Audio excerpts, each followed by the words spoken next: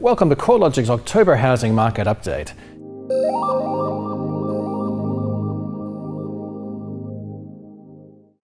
This month we're providing an overview of how the housing market performed over the September quarter, and we're reviewing some of the factors contributing to a slowdown in the rate of capital gains. CoreLogic's National Home Value Index edged 0.2% higher over the month of September, with dwelling values across the capital cities up 0.3% compared with a 0.1% rise across the broad regional areas of the country. The latest figures take national dwelling values 0.5% higher over the September quarter. That's the slowest pace of quarterly capital gains since June of 2016. Focusing on the capital cities, dwelling values were 0.7% higher over the September quarter, which is well below the recent peak rate of growth, which was recorded back over the 3 months ending November 2016. Back then, the quarterly rate of growth was appreciating at 4.2%. The slowing in the combined capital's growth trend has been heavily influenced by conditions across the Sydney housing market, where capital gains have stalled. Sydney dwelling values posted a month-on-month fall in September, down 0.1%, and the September quarter saw Sydney values edge only 0.2% higher, a far cry from the peak rate of growth recorded over the 3 months to October last year, when Sydney dwelling values were rising at the quarterly pace of 6.4%. While the Sydney region is looking increasingly like it's moved through the peak, conditions across the Melbourne marketplace have been more resilient. The pace of capital gains has slowed, but dwelling values were still 2% higher over the September quarter. Hobart further cemented its position as the best performing housing market after a recent history of sluggish growth conditions. The past 12 months has seen Hobart dwelling values surge by 14.3%, the city's highest annual growth rate since 2004. The remaining capital cities have shown a diverse performance over recent months. Perth dwelling values look to be moving through the bottom of the cycle, with values edging 0.1% higher over the month. However, values remain lower over the quarter and over the year. For Darwin, the housing market isn't showing the same signs of bottoming out, with dwelling values slipping 0.7% lower over the month and 4% lower over the September quarter. In Brisbane, the market's been showing a growing divergence between the performances of houses compared with units. House values were up 0.2% over the month to be 4% higher over the past year, while unit values showed an increase over the month but remained 2.5% lower over the past year. Adelaide dwelling values held firm over the month, but they've shown a 5% rise over the past year.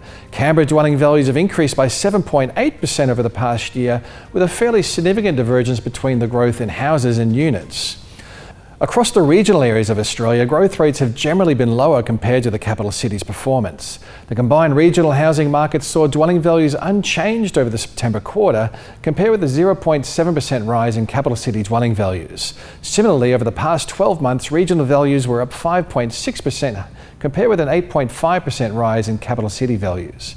Despite the overall weaker performance, growth rates have been remarkably strong in some regional markets, particularly those adjacent to the Sydney metro area. The strongest regional performer was the Newcastle and Lake Macquarie region, where values were up by 15.3% over the past 12 months. Southern Highlands and Shoalhaven values were up by 14.3%, and Illawarra, where values were 13.5% higher, rounded out the top 3 regional markets based on the 12-month change in dwelling values. In Victoria, the strongest regional market was Geelong, where growth was 11.4%, while in Queensland it was the Sunshine Coast with an annual gain of 6.6%. Adelaide house and unit values held firm over September, while the quarterly and annual trends continue to show a consistent and sustainable pace of capital gains across the detached housing sector, but a weaker performance across the unit market, where values slipped lower over the quarter and they're only up by 1.3% over the past 12 months. The average time it takes to sell a property and vendor discounting rates have both reduced over the past year, suggesting that sellers are in an improved position relative to a year ago. The slowing in housing market conditions shouldn't come as a surprise, considering the recent history of dramatic capital gains across the Sydney and Melbourne markets. Since dwelling values started rising in 2012, Sydney values have surged by 75%, while Melbourne values are up by 57%. Macroprudential changes introduced by APRA at the end of 2014 and more recently in March of this year have played a key role in curbing the pace of appreciation, particularly in Sydney, where investment has been most concentrated. On the back of changed regulations, investors and interest-only borrowers now face a premium on their mortgage rates. Based on the data to the end of August, variable rate investment loans were typically attracting a 60 basis point premium. While we expect growth rates to continue moderating, at least from a macro perspective, driven by Sydney and to a lesser extent Melbourne, there are other factors that are likely to keep a floor under housing values. Housing demand, fueled by strong migration, has risen during 2017, with the Australian Bureau of Statistics reporting the third highest net overseas migration result on record over the March quarter of 2017.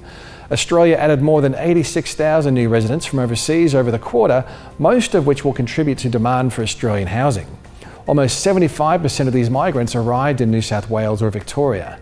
While investors are likely to scale back due to disincentives such as high mortgage rates and low rental yields, first home buyers are a rising presence in the housing market. Based on July data, first home buyers reached their highest level since 2013. Stamp duty concessions that became available in July for first home buyers in New South Wales and in Victoria helped to push the number higher, but other states where incentives were unchanged also saw higher proportions of first home buyer activity. Additionally, mortgage rates are likely to remain close to historic lows. Although the cash rate may rise in 2018, the likelihood of a substantial lift in mortgage rates remains very low considering household debt levels are at record highs. Overall, we're expecting that growth rates will continue to moderate across the combined capital cities of Australia. However, the slowdown will likely continue to be influenced by weaker conditions in Sydney and to a lesser extent in Melbourne. We'll be tracking the movements in housing market conditions along with other key economic and demographic trends at www.corelogic.com.au.